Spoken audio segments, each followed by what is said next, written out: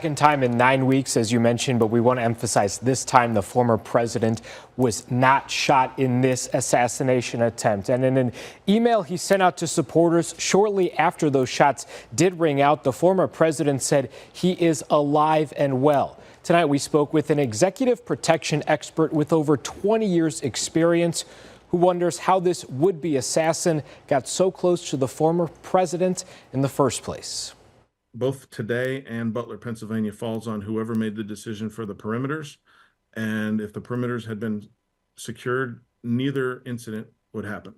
Frank Robertson has protected numerous politicians, celebrities, and CEOs in his more than 20-year career. There's nobody that can tell me that they can't afford to get, 4 to 6 guys in cars to sit around the perimeter. As the former president was playing golf at Trump International Golf Club, Palm Beach County Sheriff Rick Bradshaw says a Secret Service agent who was a hole ahead of former President Trump saw the barrel of a rifle sticking out of a bush. Sheriff Bradshaw says that agent fired at the suspect, who then took off running and left in a car. A nearby witness was able to get a picture of that car, which was tracked to the next county over. In the bushes where this guy was is a AK-47 style rifle with a scope, 2 backpacks which were hung on the fence that had ceramic tile in them, and a GoPro, which he was going to take pictures of.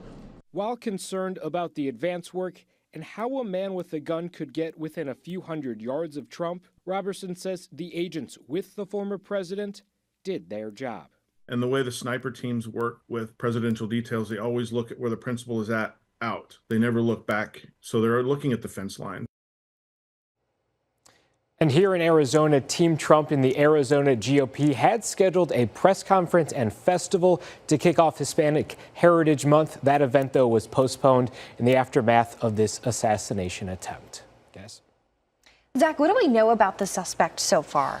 So as you mentioned, that suspect has been identified by reports as 58-year-old Ryan Routh. We know from those reports he had spent much of his life in North Carolina and recently had moved to Hawaii. And we also know that he frequently posted on social media in the last couple of years about the war in Ukraine and even had a website to raise money to recruit volunteers to fight against that Russian invasion that's going on right now. Now, did local police say why there wasn't a larger scale or more police presence around the golf course? So the sheriff, Secret Service, FBI at a press conference shortly after this all took place, they said that basically because Trump is not the sitting president, if he was the current sitting president, they would have had law enforcement lined through the entire golf course, all of those streets, the way it was set up, the hole that he was on and that this assassin was on was kind of at a bush, at a fence right next to the street. So if he was the sitting president, they said there would have been a bigger law enforcement presence. But since he is not at the moment, they did it the way that the Secret Service determined kind of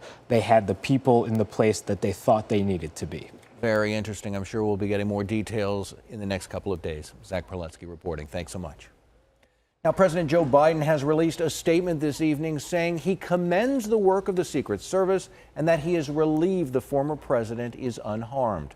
President Biden went on to say that there is no place for political violence or for any violence ever in our country.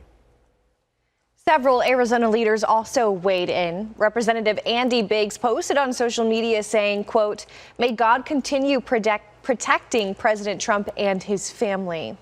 Senator Mark Kelly also posted on X. He says he is thankful that Trump is safe and that there is no place for political violence in our democracy. He also praised the Secret Service and local law enforcement who responded.